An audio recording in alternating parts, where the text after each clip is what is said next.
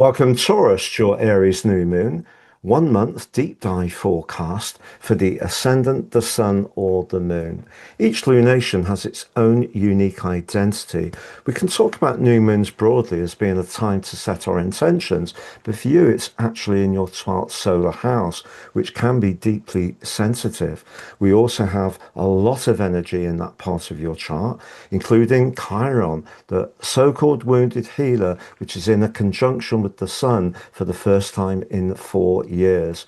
Further, Chiron's going to be arriving in your zodiac sign in the middle of June for an initial 4 month visit before returning to you for the longer term next April. What's that about too?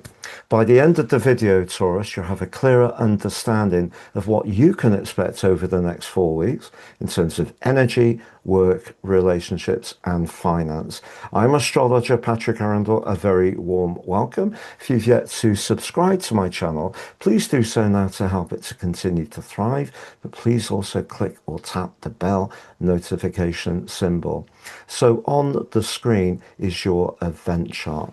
But the thing I want to draw your attention to first of all, beyond even the new moon, is the position of your ruler Venus.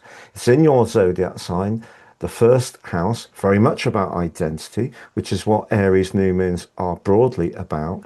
But Uranus, the planet of surprises, coming to the end of its journey in your zodiac sign on the 26th of April. Well, they're together. So that's intriguing. That's an electric energy which can draw goodness to you. But there's the moon and the sun at 27 and 28. Now, wherever you are in the world, this event does occur on the 17th of April this year. So what about a new moon? What essentially is it? Well, every 28 days, the moon and the sun coalesce. Now, they're known as the luminaries. The sun lights up the day, the moon lights up the nights on the full moon. But the moon's very much more to do with our emotions, of course, and the sun's much more about what we want to achieve in a physical sense. But we also have Mars, the planet which rules the sign of Aries, in residence, along with Neptune, Mercury, Saturn, and Chiron. What a lineup that is, a stellium. Very potent indeed. But it's important, I think, to note that Mars is very, very close to Saturn. So Saturn is not at its best in the sign of Aries. And it could be, going back over your life, that things that started around about 7 1/3 years ago, or maybe 14 1/2 years ago, or around 21 1/2 years ago, or even 28 years ago, could be coming to a conclusion. But that conclusion can release you to move you forwards in a more dynamic way. But it may be that you do need to work through some sensitive strands in the process. And that's why I feel having Venus and Uranus in your own sign is just encouraging you that whatever may be coming to a close, whether you're releasing old habits, approaches, or embracing a more healing, a more nurturing, a more psychological, more restful approach to life, all possible, particularly with Neptune in your 12th house now. There is a reason for this, and the reason can relaunch you personally in a month's time when we have that Taurus new moon. But if you are feeling a little bit below energy, it may be because you're in some ways finding it difficult to integrate some parts of your past history, your current experience, in a way which feels comfortable, which is entirely understandable. Because the 12th house can be about our fears, it can be about our anxieties, it can be about our shadow side, which we're reluctant to look at. But Saturn is going to be asking you in earnest over the next couple of years, Taurus, to do precisely that.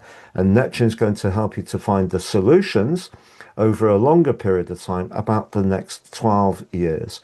So anything you're talking about or reading about or discovering about your deeper motivations or those of others, even if it feels very tender, and you may become much more conscious who is not with you, and that could be just as much professionally as it can in terms of your personal situation, as much as that can be a very trying thing to get through.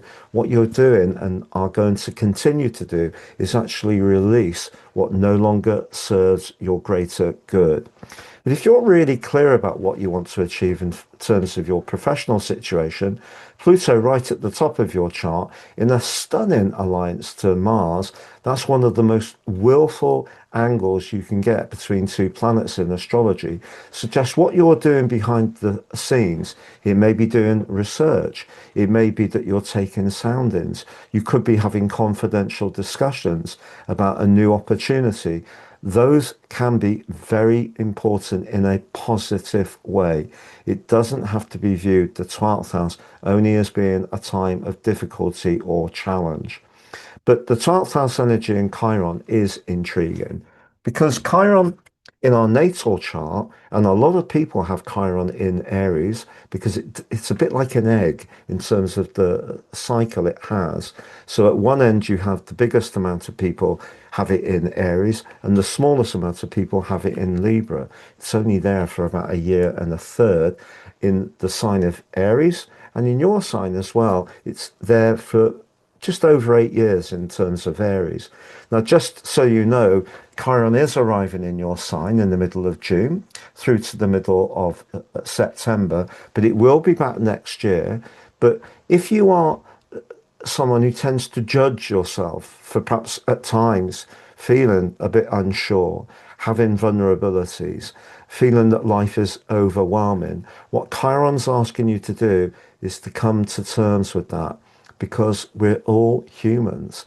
The reason we have fears, if we didn't have fear, we wouldn't start running if we were being chased by a tiger when we were hunter-gatherers. And we wouldn't have fear if we dashed across the road and suddenly a car comes around the corner. Fear protects us, so it is important to our survival. But it's also when we perhaps get so overwhelmed with demands and we don't feel that we can share what might be less confident and certain, and where we feel we have to be competitive. If we keep that mask up underneath us, it's eating away our energy. So you're really being asked over the next month to be as gentle as you can on yourself. If you are enjoying some new healing or therapeutic approaches, or you are a healer or a therapeutic person, this is going to be a time of rich potential for you. And that glittering conjunction between Venus and Uranus could mean that even if one personal relationship has come to a close and you're still working through it, a new beginning may not be far around the corner. Now, I'm going to summarize those 4 areas of work, energy, relationships, and finances next. But just before I do, I've reduced the price of my personal horoscope reports. You can now pay for one and get 3. The reason I've done this is I know that people are feeling the pinch, but also I do feel genuinely passionate about sharing information about how understanding our personal astrology and our life journey can actually open up so much more greater awareness. So that's 1, pay for 1, get 3. Please see below. Now, if you've yet to watch your Uranus 84-year cycle deep dive video, please see that on the screen.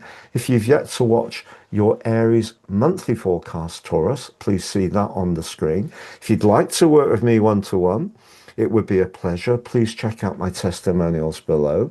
And if you've yet to sign up for your free daily horoscope, fire to your device each morning, get your celestial pit stop, you can do that below too. Now, to summarize, as far as your energy is concerned, if you're embracing the more psychological dimension of life, I think your energy can be fine. But what you may need is some time away and not necessarily be quite as interactive with others as is usually the case. And any reading you do, any deep reflection can actually be very positive indeed. In terms of your professional situation, not everything is completely obvious at the moment because there may be some big events or discussions going on out of sight, but I can assure you over the years to come, big possibilities await for you. Now, romantically, if you have gone through a separation or you're single at the moment, watch out for someone's non-verbal communication, Taurus, because with all these energies in your 12th house, the fact you're going to be emanating such a sparkling vibe and the two planets of fortune, Venus and Jupiter, suggest that you can, through your language, your sensitivity, even your compassion, draw a lot of goodness to you at the moment. So if you're looking for a new relationship, as long as it's with someone that psychologically and emotionally you feel comfortable with, I think is entirely possible. Now, as far as money's concerned, having the two planets of fortune in a great connection is definitely helpful, but it may be something you're doing which is about healing, working behind the scenes. It could be in a big institution with a lot of 12th house energy, but maybe it is also just using your psychic power, not necessarily in a professional sense, but just guide your moves around your financial speculation and decisions by the research and knowledge you can garner by diving as deep as possible. Have a great Aries new moon, Taurus. All the best and goodbye.